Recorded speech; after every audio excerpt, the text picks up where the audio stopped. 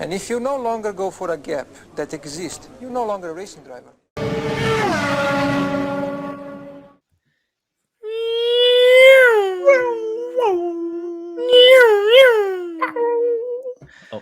And with those beautiful noises, we are back. Oh, okay, you're awake. Good to see. We finally woke Thanks for you joining up. us. Oh my God, guys, you won't believe it. I was watching the highlights of the Indy 500 and I fell asleep. I'm sorry. I'm sorry about that. Holy shit. How boring was that? Can I just talk about the 500 for a second? Okay. Yes. Well, Quickly. you know it takes zero talent to win this race when a 78-year-old rolls out there and wins for the 45th time or something like that. That race. You literally did not have to watch until 10 laps to go. Yeah. So many commercials. So talk about the people spinning on the pit lanes. It was like a festival of spinning on pit lanes. Like, what the hell was that? You know? Amateur. No grace. Yeah. I mean, my favorite part was when Elio won and the security guard came in and said, hey, you can go up on the fence. On the fence, and they're like, fuck that, I'm going up. You know, like that was the best part of the race, you know. The best part was when it was over. I agree. Yeah, when you could change the channel and watch something else. No, it was fine. It was fine. There was some decent drama with the fuel mileage, but yeah, overall, not anything special. So let's move on to the stories going into Baku, and then we'll do our predictions. And once again, I will pick the winner, and you guys will pick a bunch of nobodies for some reason. So one time, right. I like that. At least, Jason, you have like a high confidence on yourself. You probably you and your mom are the only ones that have that. You know, but I respect your high confidence. You know. Yeah, you've got to admire his optimism. Yep. All right, so Jamie, get us started. So one of the big stories going into Baku is going to be Flexi Wings. All right, so what do you think is going on with Flexi Wings this weekend? I saw someone say it's much like the DAS system of 2021, and I think it's right. It's something that other teams have cottoned onto that Mercedes haven't. And I mean, does it make a huge amount of difference to their on-speed performance, on-track performance? Like, there's that many teams that, like, unlike Red Bull, who will probably run it because they basically don't give a shit, much like Mercedes, the smaller teams can't afford to just go and redesign it with the budget they're working with now. So you might as well just, at least for Baku, just let them go. Let's see how it goes. Well, Baku is a goal, right? Because they're going to just start testing in France. So Baku is a goal. Yeah, so, it has to be, yeah. I love the engineering marvel that is Flexi Wings. I mean, this is Class A engineering. They're just giving the good old fashioned freedom rockets to the FIA in their flexibility testing. All right, and as Seb Vettel said himself, his words, not mine, that Red Bull is the NASA of cheating. I love this. I want to see more of it. I want Red Bull to run these Flexi Wings blatantly. I want them to mount a camera on the top of the wing so that way it looks back at the Mercedes and then flexes down to the tarmac as they're going down the straight. Right? I want Christian Horner standing on the grid with a hair dryer, blasting the rear wing, telling everyone that it's softening up the wing for the race. I want them blatantly running it and just showing everybody this is how good of an engineering job they did. And, then it'll be outlawed soon afterwards. I mean, I don't have a problem. And Jamie, I want to disagree with you in one point, because you said you compared to DAS, and I'm not here defending Mercedes, but in this case, it's not only Red Bull that has the Flexi Wings. Other teams have, including Alfa Romeo. Yep. So it's different, right? It's as, to me, it seems like Mercedes missed on this boat and other teams didn't. But because Red Bull is winning, they are focusing on Red Bull. But other teams are using. And the thing is, comparing to DAS, only Mercedes was using DAS last year.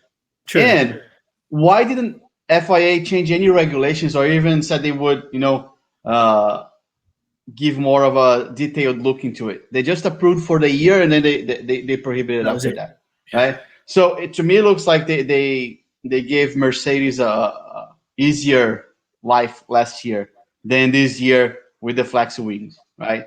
And like Jason said, other teams that have less budget, they will be the ones getting this short end of the stick, right? Yeah. Red Bull has enough money to go and redesign the car if they have to. But I would like to see the other way around. Make it legal. Mercedes, if you want the Flexi Wing, go develop. Yeah, do it. Because I don't think the problem is the regulation says that the rear wing can bend up to a point depending on pressure, weight, and all that. I think it's like so by design, all of them can flex. I think just Red Bull is pushing the limits, like you're saying. Mm-hmm. And I had never heard that quote, but I agree with Seb Vettel. I'm not like, I don't think it's Red Bull, it's Adrian Newey, right? This guy is a genius. Wherever he went, he designed awesome cars. So kudos to him and to whoever else, including Alfa Romeo, that picked up on that and extrapolated that limit. So speaking of Bottas, you guys probably heard what happened, right? He got stranded. Back home, he couldn't leave, but apparently it was completely an accident. Completely an accident. That did you see the meme that the reason that his plane didn't take off was because of the tire, the red Pirelli tire? It wasn't That's pretty good. Wasn't his airplane. So we're recording this U.S. time on Thursday night, U.S. time. So first time we're recording a preview race without seeing anything without the FPs, right? So that's gonna be. But he didn't make there. He made to Baku. He's there. But how do you think he will perform this weekend and the rest of the year? Oh, I think he still struggles. I think it's just so in his head now that that he not only is he the number 2 car in his garage, he's about to be number 19 really soon. Yeah. I mean, how soon am I before I'm vindicated that he gets knocked back down to the Williams car, that he swaps seats with George soon? But no, I think this weekend he continues to struggle. He's just cannot put it together is what's going to happen. Yeah, I agree. It's just he is taking everything that's happened away from the track and putting it into his performance on the track. It's affecting how he drives. I mean, you look at that Mercedes, he's not even in the top 2 drivers at Mercedes right now. Clearly, they think George Russell is their go-to guy for the future. So how would you feel if, you're in the best car on the grid right now, but like you said, Jason, next year you're going to be in car number 19 on the grid. So it's got to be affecting him. I think it was our buddy on Spot Johnny said that he likes Bottas because he's on a I don't give a fuck, and he has a I don't give a fuck attitude. Yeah. Yep. Honestly, this to me is fake, right? Because if he was the kind of driver that has a I don't give a fuck attitude, he would be doing this since like 4 years ago. Yeah. When he Rosberg did. Yeah. The reason he's doing this right now, this rebel thing, is because he knows he's leaving. Right? He's on his way out, and he doesn't care anymore. But he's not even good enough to put up a fight with Hamilton and Verstappen. So I don't think it's going to be downhill from here. When and if he does well, it's because the car will perform well in a particular circuit. Yeah, they'll have the dominant car. Yeah, exactly. But what I'm saying is, if it's a circuit that caters to Mercedes design and performance, he might be second, or even win if Hamilton fucks up somehow. But from now on, it's not going to be on him to be up top. It's purely Mercedes car helping him. So Danny Ricciardo, he's had kind of a rough trot since he's joined McLaren. This track, he's had history in the past where he's been really good. He's won it in 2017. He's had a couple of DNFs, but he's had really good speed. The Renaults weren't the greatest car on this track. Is he going to bounce back with a good performance this weekend? No, he still has nightmares of Lando driving by with the princess wave of him, blasting by him at Monaco. I think he continues to struggle this weekend, particularly in the castle portion of Baku. Is not going to perform well there. I think he probably narrowly avoids the inevitable wreck of Tsunoda. Tsunoda screw up in the chicane and put it in the castle wall there. But Danny Ric not going to have a good weekend. Yeah, I'm sorry, Jamie. I'm not on the Danny Ric train. He said that a lot of people jumped off of the Danny Ric train, but there's still seats available if people want to come back.